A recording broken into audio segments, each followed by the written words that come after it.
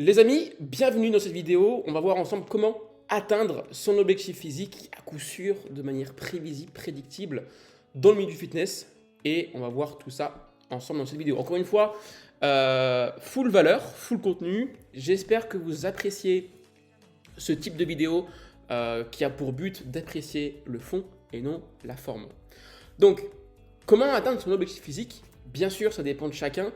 Mais avant même de démarrer un objectif, avant même de démarrer, je prends l'exemple, on va dire ici qu'on part sur l'exemple d'une perte de gras, c'est ce qu'il y a de plus simple, de plus prévisible.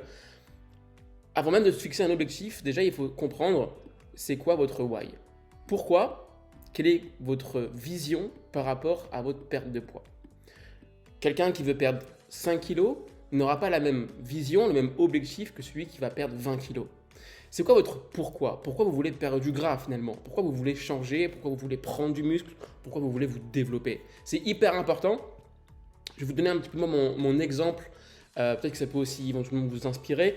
Moi, quand j'étais plus jeune, plus petit, je voulais perdre du gras pour me sentir à l'aise, me sentir beau, être fier de moi, pouvoir mettre des vêtements stylés, me mettre en débardeur, être classe, tu vois. C'était vraiment mon why de l'époque.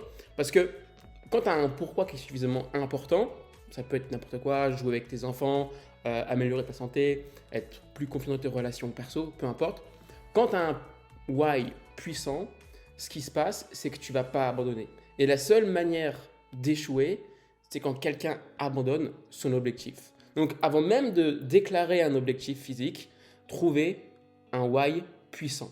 Et une fois que vous l'avez, en fait, derrière, c'est qu'une question de rigueur, de patience et de discipline finalement. Je vais marquer ici IRG quoi, pour rigueur, pour qu'on gagne du temps. Parce que souvent on dit ouais moi j'ai pas la motivation et tout, mais la motivation c'est une montagne russe quoi.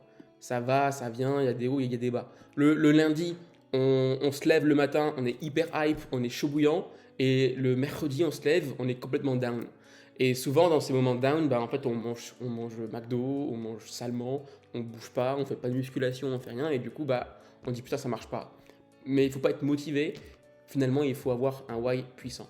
Ok, hyper important, c'est la base. Une fois que vous l'avez, et je vous invite aussi vous à avoir cette vision-là, une fois que vous l'avez, clarifiez un objectif. Alors comment on clarifie un objectif? Faut que ce soit SMART. Ok, SMART, spécifique, mesurable, atteignable, réalisable et surtout temporel. Une fois que vous l'avez ça, donc spécifique, ok, bah moi je veux perdre, je prends l'exemple tout bête de quelqu'un qui veut perdre 10 kilos, pour moi ça me semble relativement simple en soi.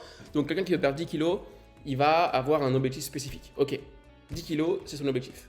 Mesurable. Ça, c'est mesurable, ok. C'est pas je veux perdre du poids. Perdre du poids, ça veut strictement rien dire. C'est mesurable parce qu'on a un chiffre. C'est précis. C'est mesurable. Atteignable. Est-ce que 10 kilos, en combien de temps est-ce que je peux le faire? Est-ce que 10 kilos, je peux le faire en 2 semaines? Est-ce que je peux le faire en un mois? Est-ce que je peux le faire en 6 mois? En 3 mois? Peu importe. Si on se rend compte que l'objectif n'est pas du tout atteignable, bah forcément, ça ne marchera pas. Donc, 10 kilos en 3 mois, ça me semble carrément jouable. C'est même jouable, ok? Donc là, c'est quelque chose qui est atteignable.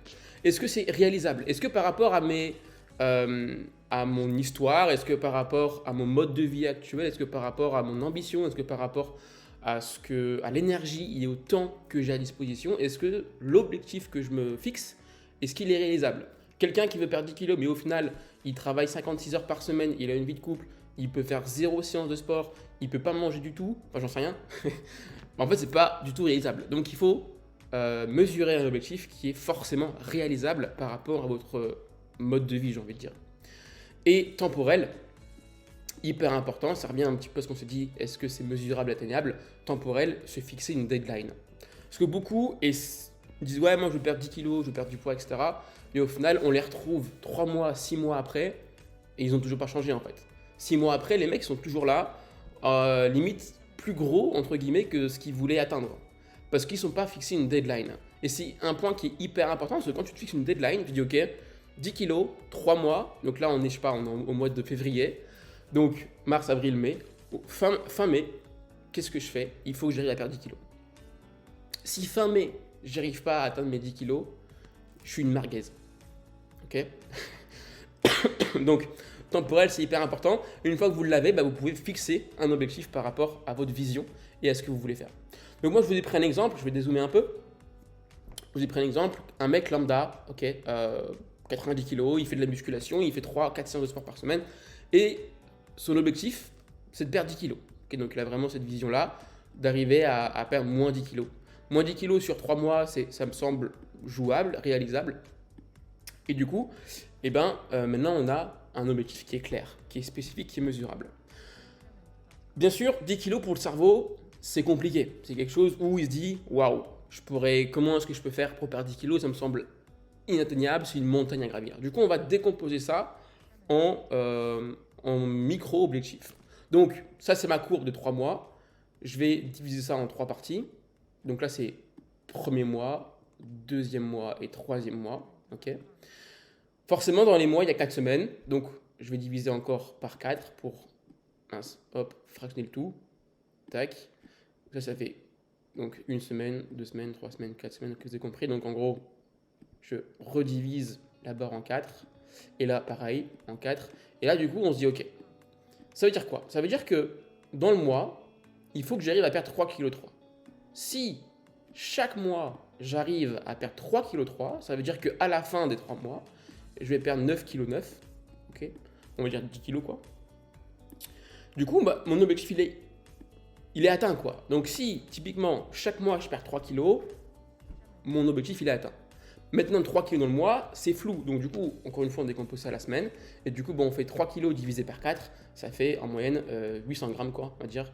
Donc, ça veut dire que pour arriver à perdre 10 kg en 3 mois, il faut que j'arrive à perdre 800 grammes, entre 700 et 800 grammes par semaine. Et si j'ai un plan et que j'applique le plan et que ce plan me fait perdre 700 grammes par semaine, et bien, in fine, je vais arriver à mon résultat et in fine, je vais pouvoir arriver à mon objectif. Okay, bien sûr, pour arriver à son objectif, il faut avoir une stratégie. On ne va pas y aller comme ça à l'aveugle. Et donc, pour avoir un objectif précis, notamment en musculation, pour perdre du gras, extrêmement simple. D'ailleurs, j'ai déjà fait plusieurs vidéos, donc vous pouvez aller sur ma chaîne YouTube, cliquer sur ma chaîne YouTube et regarder les vidéos qui parlent de perte de gras. Ou même il y a un lien sous la vidéo et je vous explique en détail avec une masterclass offerte comment perdre du gras, okay, avec un plan bien spécifique aussi. Mais typiquement, une fois que c'est atteint en termes d'objectifs, vous allez décomposer ça aussi en plusieurs points. Pareil, combien de séances de sport par semaine est-ce que je peux faire? Est-ce que je peux en faire 2, 3, 4, 5, etc. Fixez-vous un objectif SMART, on va dire 4 séances par semaine. Okay, et après, en termes de nutrition, là pareil, il y a des stratégies et je vous invite du coup à cliquer sous la vidéo. Mais en termes de nutrition, pareil, on va se fixer aussi une stratégie spécifique, mesurable, atteignable, réalisable et temporelle. Et on se dit, ok, premier mois, je sais pas, je mange 2000 calories. Ok, pour perdre du gras, je vais créer un déficit. Donc deuxième mois, je vais manger 1800.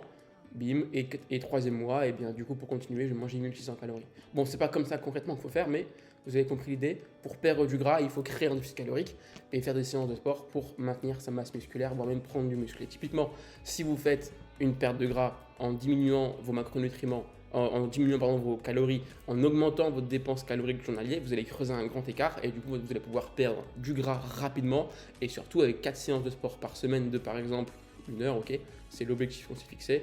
Donc ça fait 4 heures par semaine. Je pense qu'aujourd'hui, tout le monde est capable de faire au moins 3 séances de sport par semaine. Ça peut être le matin, ça peut être le soir ou ça peut être entre midi et 2, peu importe. Mais je pense que 3 heures de sport par semaine, c'est facile, quoi. Ok. Donc, en gros, voilà pour cette vidéo. C'était vraiment un objectif SMART. Et là, au moins, on sait que en faisant... Ah oui, d'ailleurs, je l'ai failli oublier. Si jamais on se rend compte que on n'arrive pas à perdre du gras, ok, on stagne, on n'arrive pas à changer, ça veut dire que quelque part, il y a forcément quelque chose qui bloque. Soit ça bloque au niveau des séances, soit ça va bloquer au niveau de la nutrition, soit ça va bloquer au niveau de votre NEAT, soit ça va bloquer au niveau de votre sommeil. Donc il y a différents stades de blocage et en fonction de ça, vous devez comprendre ce qui ne va pas et analyser pour pouvoir optimiser. Si on se rend compte que 4 séances de sport par semaine, j'arrive pas à perdre du poids, donc peut-être que tu vas augmenter. Si on se rend compte que 2000 calories, c'est pas suffisant, peut-être que tu vas baisser, etc., etc. Et tu vas chercher à optimiser le tout pour, in fine, arriver à ton résultat. Et bien sûr, l'objectif, tout dépend après de ce que tu recherches, mais l'objectif, c'est de perdre tes 10 kilos et d'arriver à te stabiliser. parce que c'est bien beau de perdre 10 kilos et je pense que tout le monde ici peut perdre 10 kilos. Demain, tu fais koh lanta, tu bois de l'eau, tu bois de la soupe, j'en sais rien, tu perds 10 kilos assez facilement. Par contre, il y a une grosse différence entre quelqu'un qui perd 10 kilos de gras et celui qui perd 10 kilos en termes de poids. Parce que du poids, tu perds aussi du muscle, tu perds de l'eau et tu perds du gras, donc c'est pas dingue. Donc il faut vraiment faire la distinction entre les deux et surtout avoir une méthodologie pour pouvoir se stabiliser et maintenir son poids à 80 kg. Okay, c'est vraiment l'objectif d'avoir quelque chose de spécifique, enfin d'avoir un objectif smart. Okay, donc voilà un peu pour cette vidéo. J'espère que ça vous a plu. J'espère que vous allez pouvoir de votre côté mesurer et avoir un objectif clair. Et avant ça, bien sûr, trouver votre why. Donc voilà un peu pour tout ça. Mettez-y, écrivez votre objectif en commentaire et j'y répondrai avec grand plaisir. C'était Romain, portez-vous bien. Je vous dis à très vite. Ciao, ciao.